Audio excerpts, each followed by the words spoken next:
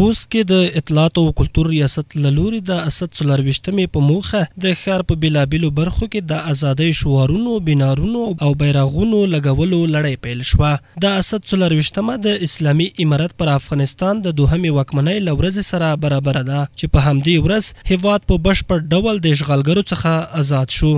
د خوست اطلاعات او کلتور ریاست له لوري د اسد 24مې ویاړمنې ورځ په مناسبت په ښار کې په دیوالونو باندې او په څلورلارو باندې د ازادۍ شعارونه لیکل کیږي او د دې ترڅنګ په عامو بورډونو باندې د ازادۍ بورډونه نصب کیږي او عملا د دې سره په ښار کې په مختلفو واټونو باندې سپین کلمهدار بیرغ نصب کیږي او د اسد 24مه به ان شاء الله تعالی د خوست میشتو سره په ګډه اطلاعات او کلتور ریاست په شاندارو مراسمو سره لمانځي.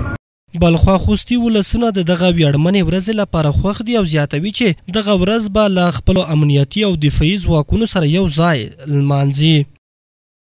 الحمدلله موږ اسلامي حکومت نه ډېر خوشحال یو په ډېر خوشحال یو چې په امن دی په عمل کې مو او شر او فساد کې ختم دی پوه شو. څلورم کال دی تر اوسه پورې مو الحمدلله ښه ورکې خوشحال یو پوه شو او خدای دا وکړي چې د پاتې کلونه هم همداسې تېر شي همداسې په سولې په امن کې او الحمدلله 100% خوشحاله یم. بس موږ ویاړ افتخار کوو د دې ورځې د راتلو د لمانځلو او بله غوښتنه دا چې د ځوانانو مې دا غوښتنه ده چې باید د ځوانانو روز دغه ورځ ولمانځي او خوشحالۍ وکړي، ډېر خلک خوشحاله شي.